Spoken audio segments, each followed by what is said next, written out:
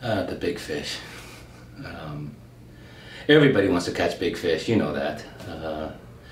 It gets to the point when you had enough of catching a lot of fish, you reached a level where you just say, you know what, I'm just going to target big fish. And targeting big fish, I suddenly realized it's really an art. You know, it's not one of those fly-by-nights, today I'm going to catch. But if you catch a fish, you know, once in a blue moon, you know, that's considered luck.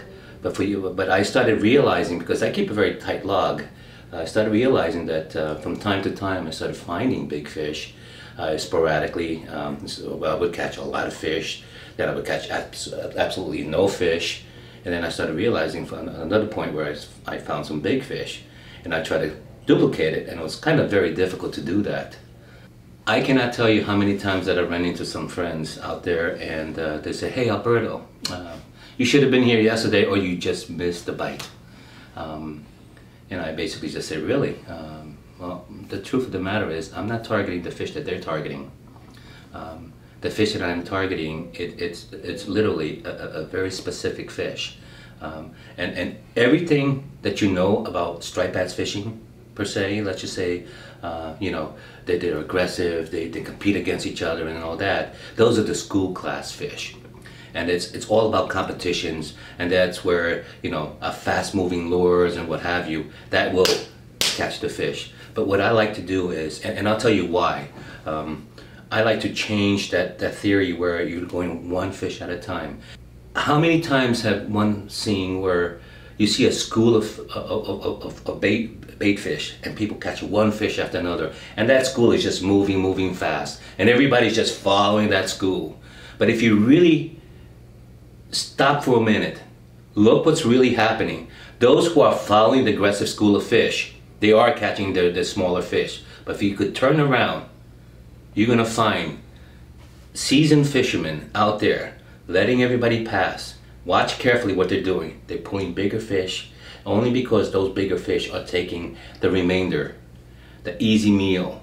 And that process, that thinking process, is no different when you're targeting big fish at nighttime or even the daytime. In the beginning, I started making bags for myself, and basically started with a small little bucktail pouch just to get used to drawing templates and making something that I wanted. It took me a long time to find the right materials and all the things that it took to make a quality bag. And in my mind, if I was going to take the time to make a bag for myself, I wanted the best bag I could get. It's the stitching lines. They all have to line up. And when you look around one of my bags, all the stitching lines, all the way around, on the tops, the fronts, the backs, the sides, everything just lines up. And it just makes a much neater and nicer finished product. The satisfaction that I get out of making bags is, it doesn't come from making a bag and getting a couple dollars for it. It really comes from making a bag that somebody wants and getting an email how they're ecstatic, or how they got the exact bag they wanted, or how I got it to them in time, which is pretty difficult. I really try and stick to a 2 to 3 week time frame when I make a custom bag. If it's a bag I got to make templates for, it takes a little longer. But it's really fulfilling to have somebody be really excited and really happy because they know they just got a great bag.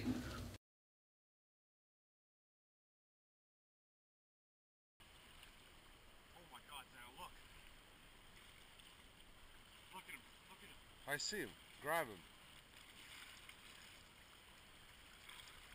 Grab him.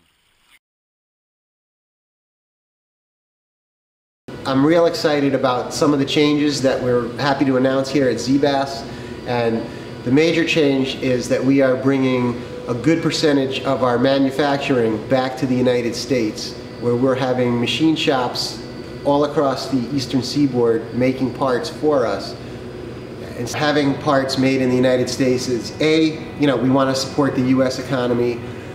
B, I don't think that there's anyone in the world that can produce machine goods as well as our shops here in the United States. It's a whole lot easier to communicate with vendors that are in country. You don't have time differences or language barriers to communicate with them.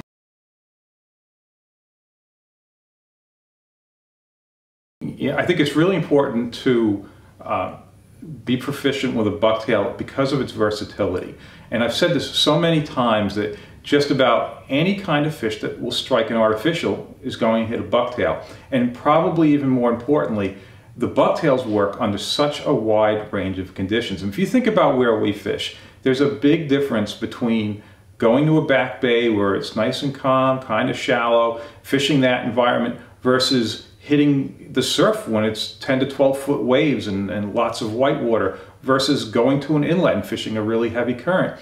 And the thing that the bucktail can do is it works well under all of these conditions. And there's really, I can't think of any other lures except perhaps other lead-headed jigs that will work under such a wide range of conditions. So when you consider a lure that attracts just about every species of fish and does so under just about all conditions, well, that's a lure that I'd really like to be able to master.